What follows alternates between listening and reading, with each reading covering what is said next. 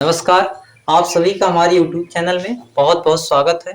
आज हम चर्चा करेंगे क्लास 12 फिजिक्स के कूलाम के नियम तथा वैद्युत क्षेत्र जो पहला चैप्टर है उसकी कुछ न्यूमेरिकल्स की, जो कि हमारे लिए बहुत महत्वपूर्ण है, जो विगत वर्षों में कई बार पूछे भी जा चुके हैं। ये आपके हाफ ईयरली और एनुअल एग्जाम मतलब बोर्ड एग्जाम दोनों के लिए इंपॉर्टेंट क्वेश्चन है। देखते हैं क्वेश्चन क्या कह रहा है। क्वेश्चन कह रहा है कि यम द्रव्यमान तथा क्यू आवेश वाली तेल की बूंद को संतुलित करने वाले वैद्युत क्षेत्र की गणना कीजिए। यह क्वेश्चन इस प्रकार भी पूछा जा सकता है कि उस वैद्युत क्षेत्र की गणना कीजिए जो यम द्रव्यमान तथा क्यू आवेश वाली तेल की बूंद को संतुलित कर सके।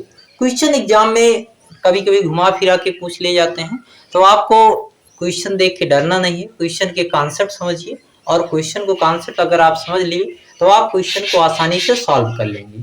जैसे ये क्वेश्चन पूछ रहा है कि आप उस वैद्युत क्षेत्र को निकालिए, मतलब वैद्युत क्षेत्र की गणना कीजिए जो एक बूंद को, तेल की बूंद दी गई, उस पर आवेश भी दिया गया, उसका द्रव्यमान दिया गया, उसको गिरने से बचा सके, मतलब संतुलित कर सके। जैसे वो गिरेगी क्यों? क्योंकि उस पर लगेगा गुरुत्वाकर्षण फोर्स। गिरेगी इसलिए क्योंकि क्या लगेगा? गुरुत्वाकर्षण बल लगेगा। और संतुलित करने का मतलब है कि उस गुरुत्वाकर्षण बल के क्या हो, एक विपरीत कोई दूसरा बल लगे।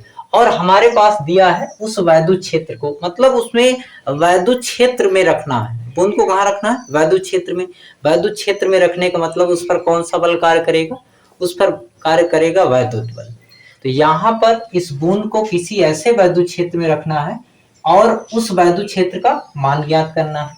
यहाँ पर मान लेते हैं तेल की बूंद है, इसका द्रव्यमान यम है। अगर द्रव्यमान यम है तो इस पर गुरुत्वाकर्षण बल क्या लगेगा? गुरुत्वाकर्षण बल लगेगा Fg मतलब ग्रेविटेशनल फोर्स इक्वल टू लगेगा mg। अब इसी पर गुरुत्वाकर्षण बल के अपोजिट अगर कोई दूसरा फोर्स लग जाए, और वो कौन सा फोर्स लगेगा? वो लगेगा वैद्युत बल लगेगा। कौन सा लगेगा? वैद्युत बल। क्योंकि इस बूंद को कहाँ रखा जा रहा है? इस बूंद को रखा जा रहा है वैद्युत क्षेत्र में रखा जा रहा है। और जो गुरुत्वाकर्षण बल होता है F G equal to M G, उसी प्रकार आप फार्मूला पढ़े होंगे एफ ई इक्वल टू होता है Q E. F E equal to क्या होता है? Q E. यहां से अगर फार्मूला आप पढ़े होंगे E equal to F upon Q, यहां से फार्मूला हो जाएगा एफ इक्वल टू हो जाएगा E Q. F E equal to Q E. Q का मतलब है इस जो बूंद दी गई इसका क्या है? चार्ज है, इस पर आवेश है। अगर ये बूंद संतुलित कह रहा है संतुलित करने वाले। संतुलित करने का मतलब है कि आपका ये जो वैद्युत बल है, ये जो वैद्युत बल है और ये नीचे वाला ये गुरुत्वाकर्षण बल है, ये दोनों क्या होना चाहिए? ये दोनों बराबर होना चाहिए। ये दोनों क्या होना चाहिए? बराबर होना चाहिए। ये हो गया गुरुत्वाकर्षण, ये हो गया वैद्युत बल। तो हम एक ही लाइन में सीधे सीधे लिखेंगे इस कंडीशन में, संतुलनावस्था में, संतुलनावस्था में, संतुलनावस्था। देखिए क्वेश्चन सॉल्व करने से पहले सबसे जरूरी है समझना क्या पूछा जा रहा है। ये पूछ रहा वैद्युत क्षेत्र, पूछ रहा वैद्युत क्षेत्र की गणना कीजिए और बूंद को संतुलित करने का मतलब है कि वहां पर फोर्स क्या होना चाहिए? बराबर होना चाहिए। अगर वो संतुलित कर रहा है तो फोर्स बराबर होगा। अब फोर्स की बात कर रहा है, इसका मतलब यहाँ वैद्युत क्षेत्र है तो वैद्युत बल लगेगा। और वो वैद्युत बल किसके बराबर होगा? गुरुत्वाकर्षण बल के बराबर होगा। यहीं से हमारा कॉन्सेप्ट तैयार हुआ और यहीं से हम क्वेश्चन की तरफ सॉल्व करने की तरफ बढ़ते हैं। संतुलनावस्था में क्या होगा? यहाँ पर जो एफ ई होगा वो एफ जी के क्या होगा? बराबर होगा। कहने का मतलब इस बूंद पर वैद्युत बल और गुरुत्वाकर्षण बल क्या होंगे? समान होंगे। वैद्युत बल होता है क्या? एफ ई इक्वल टू होता है क्यू ई और एफ जी इक्वल टू क्या है? एम जी होता है। यहां से ई इक्वल टू क्या हो जाएगा? एम जी अपान में क्यू। एम मतलब हो जाएगा द्रव्यमान बूंद का, जी मतलब हो जाएगा गुरुत्वीय त्वरण और क्यू हो जाएगा क्या? आवेश हो जाएगा। अब यहाँ पर जो ये क्वेश्चन दिया गया, यहाँ पर एम की वैल्यू नहीं दी गई और क्यू की वैल्यू नहीं दी गई।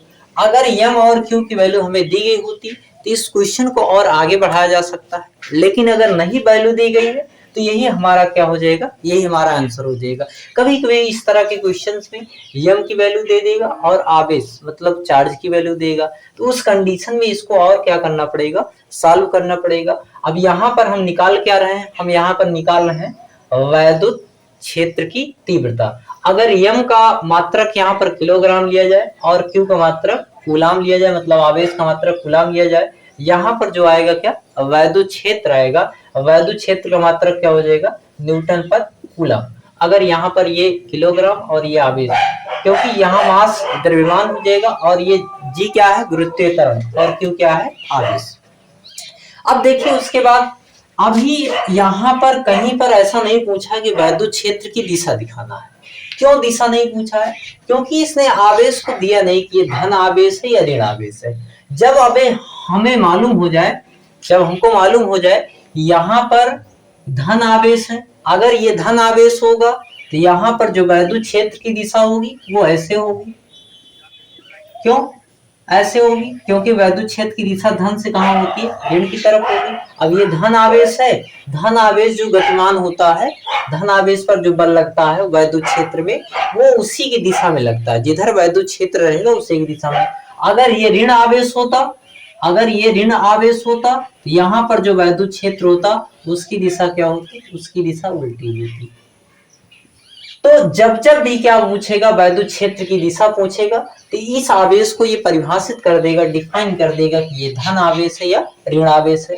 और आपको भी ध्यान रखना है, जब ये ऋण आवेश होगा तुमको तुरंत समझ जाना है कि हमारी जो वैद्युत क्षेत्र की दिशा आएगी वो डाउनवर्ड होगी, मतलब नीचे की दिशा, नीचे की तरफ होगी। जब ये धन आवेश आएगा इसका मतलब हमारा जो वैद्युत क्षेत्र होगा उसकी दिशा क्या होगी, ऊपर। दूसरा इंपॉर्टेंट क्वेश्चन देखते हैं।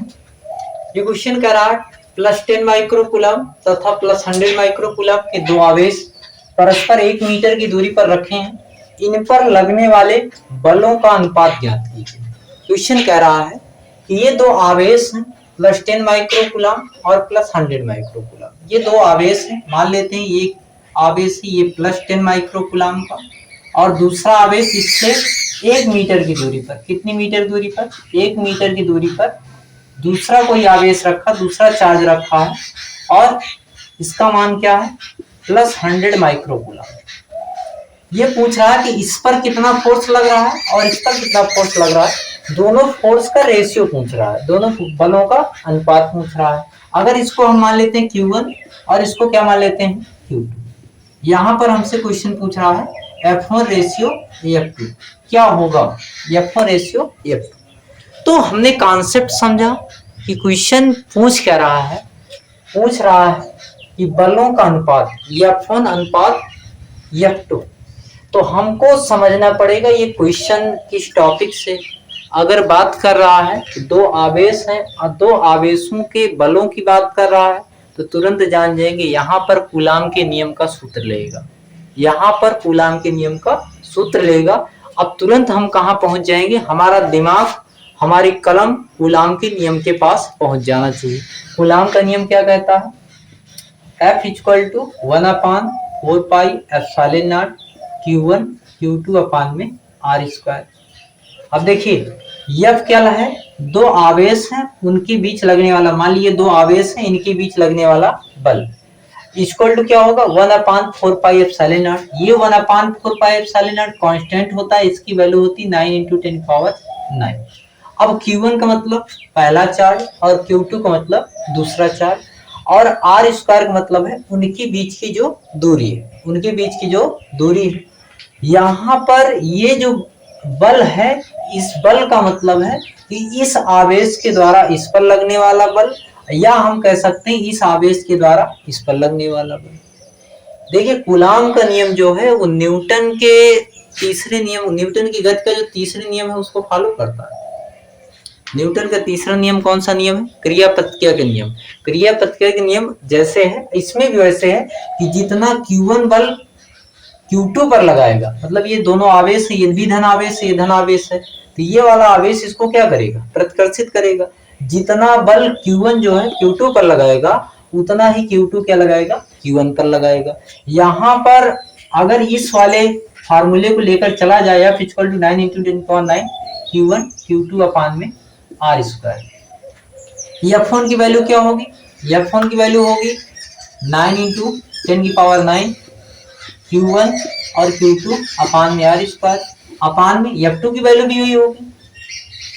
कूलाम का नियम क्या कहता है, कूलाम का नियम कहता है कि इन्हीं दो स्थिर आवेशों के बीच लगने वाला आकर्षण अथवा प्रतिकर्षण बल आवेशों के गुणनफल के अनुक्रमानुपाती है। कहने का मतलब दोनों जो लगने वाला बल है, दोनों आवेशों के गुणनफल के क्या होता है, अनुक्रमानुपाती, दोनों पर निर्भर करता है, तथा उनकी बीच की दूरी के वर्ग के व्युत्क्रमानुपाती होता है। इसका मतलब है यहाँ पर जो लगने वाला बल है इस पर भी डिपेंड कर रहा है, इस पर भी डिपेंड कर रहा है, और दूरी r पर भी डिपेंड कर रहा है।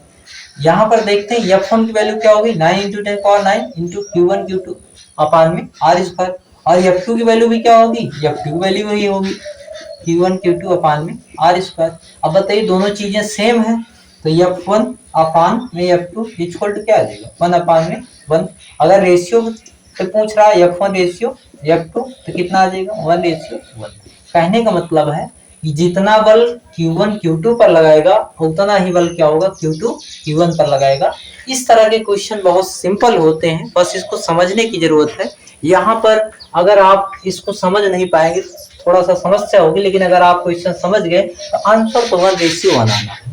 पूछा आपको ये जो क्वेश्चन है, जो ज्ञानवर क्वेश्चन बनाया है, वो बच्चे की मानसिक क्षमता को देखना चाह रहा था। यहाँ पर जो Q1 है और Q2 है, दोनों में बता दिया था, दोनों को देखो अलग अलग रख दिया है कि आवेश दोनों अलग अलग है, ताकि बच्चा कंफ्यूज हो जाए। लेकिन आपको कंफ्यूज नहीं होना है, आपको क्या करना है, आपको पता होना चाहिए जितना Q1 आवेश Q2 पर बल लगाएगा उतना ही Q2 भी क्या हो करेगा, Q1 पर लगाएगा, और उस बल का परिमाण क्या होगा, यही होगा F = 1/4πε0 Q1 Q2 अपान में r²।